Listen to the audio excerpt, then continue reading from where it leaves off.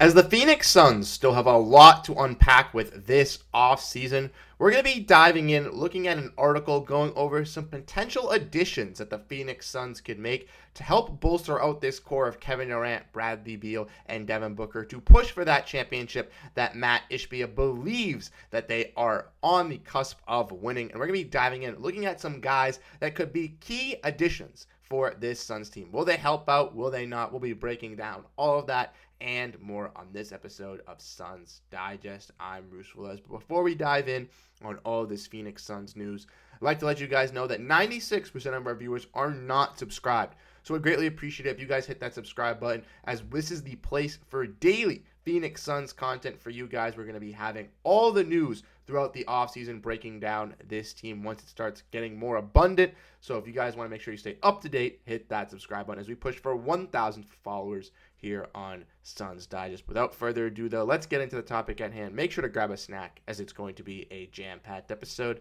And like I mentioned, we're going to be looking over the possible moves for this Phoenix Suns team in the offseason, looking at an article that is titled "Way Too Early Targets for the Phoenix Suns" by Brandon Dunas. I'm sorry if I mispronounced your last name, but the Suns need to find a creative way to get better this summer. If we want to look at this tweet from Trevor Booth, it was posted in the article. This kind of gives you a synopsis of how the Suns are going to be able to deal with this. So as we all know, Phoenix Suns are currently $16 million over the salary second apron, which means the following penalties will kick in. They cannot use a trade exception generated by aggregating the salaries of multiple players.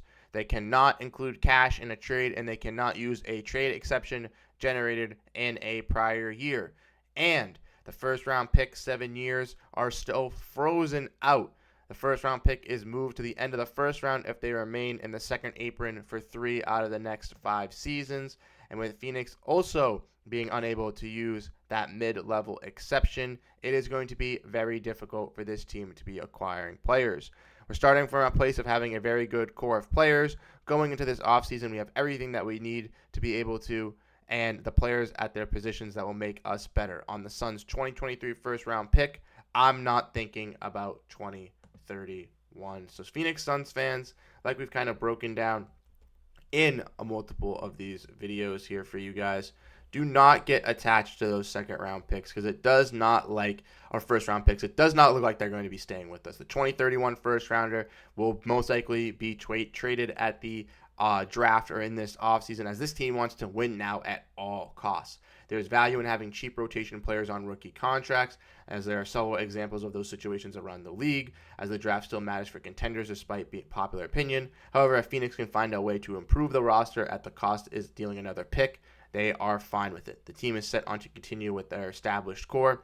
So who are some players that this team could go after? Now, in a previous video with CJ and myself, we kind of broke it down looking at some guys. We talked about TJ McConnell, talked about Andre Drummond, talked about some of these guys that could be possibly equitable via trade, possibly via free agency. And if we want to look and kind of see what the Phoenix Suns, kind of have, the type of player they could receive in this scenario is kind of intriguing. They have multiple picks flying under the radar, and while they can't stack contracts, they can send one out in either Yusuf Nurkic or Nazir Little, attached with multiple picks to sweeten the pot. So obviously with the number 22 pick and the 2031 first round pick, those are both going to be gouged at. Other teams are desperately going to want those.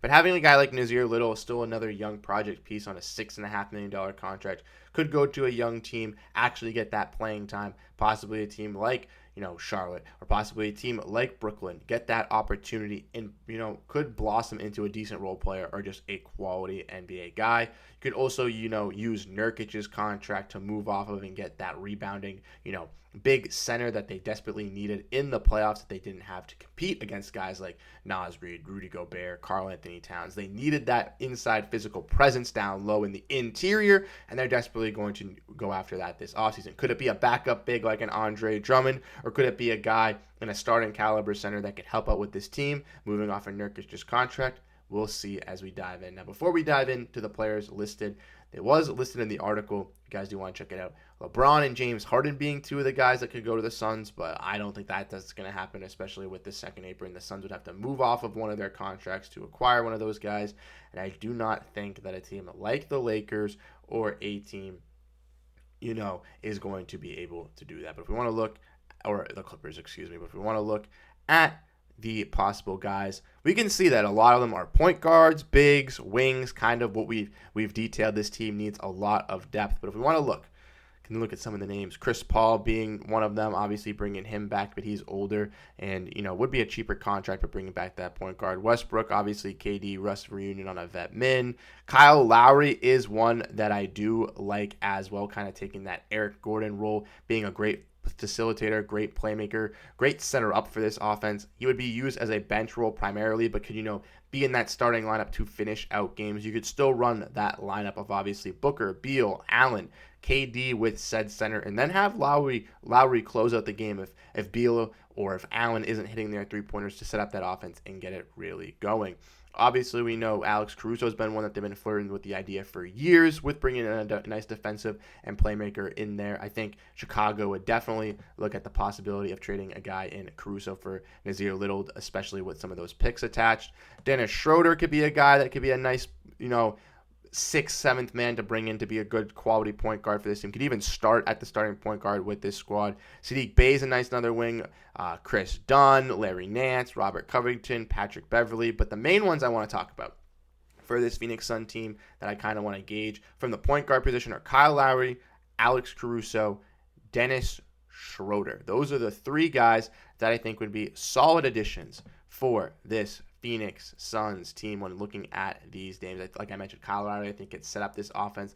Dennis Schroeder, we've seen him set up the offense with Toronto, working with, Darko Rajakovic in the beginning half of the season. Second half went to Brooklyn and hold that discombobulated mess of trying to not make the playoffs and all that stuff. Didn't succeed as well as it did in Toronto. But again, paired alongside Bradley Beal, paired alongside Devin Booker, he could be, a solid starting caliber guard who could get the offense going.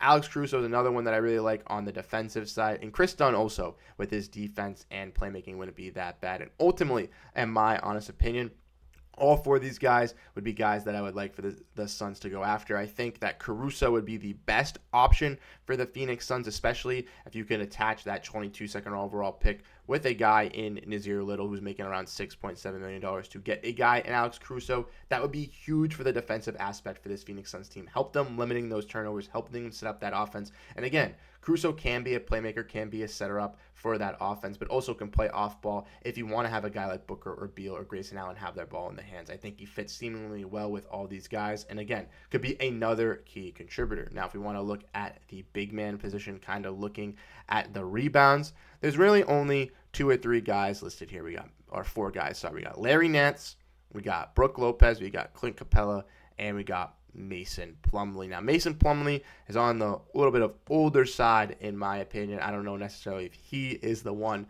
that you want to be looking at. Larry Nance was a pretty decent rebounder alongside this Pelicans team as well, pushing for the play-in, but ultimately, I think he's a little undersized. I think a guy in Clint Capella or possibly Brook Lopez would be the best move. Now, trading for Brook Lopez would be extremely hard, especially trading it to do a deal with Milwaukee, trying to, deal with all those similar cap situations and all that type of stuff. I don't know if that's going to be the best option. But a guy in Clint Capella, who this article says is a playable veteran setter that he's into, I am also liking that Clint Capella move. I think he could be a key contributor for this Suns team. And again, Clint Capella has been a solid center in the NBA. Went the Rockets, was a top 10, top 15 center. Then going to Atlanta, has kind of stayed around the mid aspect. But, gets you 10 points, will get you T rebounds, will help you all on the blocks. And that's what this Suns team needs. They need that automatic rebounder, the guy that they can trust to go up and get those rebounds. And with the Hawks, a team who's, possibly looking to move off of Trae Young, possibly looking to move off DeJounte Murray, wanting to get younger, having a young big in Onyeka Okongwu. Would they be a team that would be interested in a possible Yusuf Nurkic and 2031 pick added to it? I think so. Why not? If you're the Hawks, who take a little bit of a flyer on a really late draft pick, which might not work out for the Phoenix Suns, especially if they're going all in right now. Most likely they won't have Devin Booker, Bradley Beal, and Kevin Durant in 2031. So it'll be a fantastic first-round pick for you. And then If it does turn out to be a great first round pick, you could have that to build with your team and your culture, or you could use it to potentially use in another trade package to then help you out in building your core in Atlanta. Like I mentioned, this Atlanta team is going to be going through some changes as well this offseason. Trae Young being on the rumors, DeJounte Murray being in the rumors, DeAndre Hunter being in the rumors, Clint Capella being in the rumors. So I could easily see this Atlanta Hawks team taking a little bit of a step back and ensuring their future. Yeah, I could move off Clint Capella for Yusuf Nurkic and a couple for, draft capital. Would that help us out in the immediate? No, but will help us in the long run for sure. And I think that is a great move for both teams. Bringing in that rebounder for the Phoenix Suns, being able to apply that to help out with, instead of having Nurkic and Eubanks, I think is absolutely huge. And especially moving off of Nurkic's contract again will then help out the Suns, as well as Capella is going to be on a less of a contract in more years. Now, if we want to look at the wing position, that's another one that we've talked about here. There's some wings that are mentioned in this list. We got Saddiq Bey, Robert Covington, PJ Tucker. I personally think that Saddiq Bey would be absolutely fantastic for this Suns team, but I think that he is going to command more in free agency than what the Suns are willing to give him. So Robert Covington, bringing him in as a 3-and-D wing would be absolutely fantastic as well. I think he could truly help out.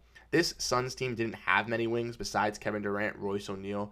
It was Bol Ish Wainwright, if you even really want to call those guys wings. Josh Okogie was a decent wing. Grayson Allen was a wing, but we need some better 3-and-D wings. And as the article says, looking internally, they would like Phoenix to bring back Royce O'Neal and Bol, possibly let Josh Okogie walk to a lesser extent. But which names are you interested in the most above? Who is missing?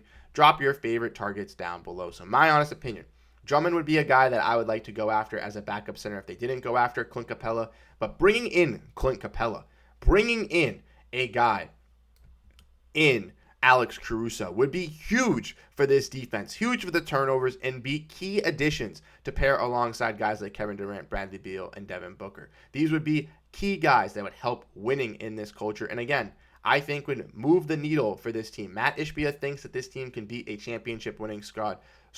Currently constructed, I don't think so. But if you have a roster of Bradley Beal, Kevin Durant, Devin Booker, Grayson Allen, you add Clint Capella, you add Alex Caruso, you add Robert Covington, then you have Bol and Royce O'Neal. That's a decent 10, 9 deep at least, to where you can make a solid run. And who's not to say that they don't go after and get some of the other guys? Maybe they get a Kyle Lowry as well. Maybe they go get a Dennis Schroeder, possibly bringing in multiple guards. That would help out this team tremendously. Get those playmakers set and get those rebounders set, and we are going to be okay. Let me know your guys' thoughts down below. Who would you guys like to see the Phoenix Suns go after in free agency to possibly bring in? Do you like any of the ideas that I mentioned? Let me know what you guys think down below in the comment section. Like I said, if you guys want to make sure you stay up to date on daily Phoenix Suns content, this is the place for you. Hit that subscribe button. Check out the links up at the top. Would greatly appreciate it. I'm Bruce Velez, signing off from Suns Digest. Hope you have a great rest of your day, and go Phoenix Suns. Peace out, everybody.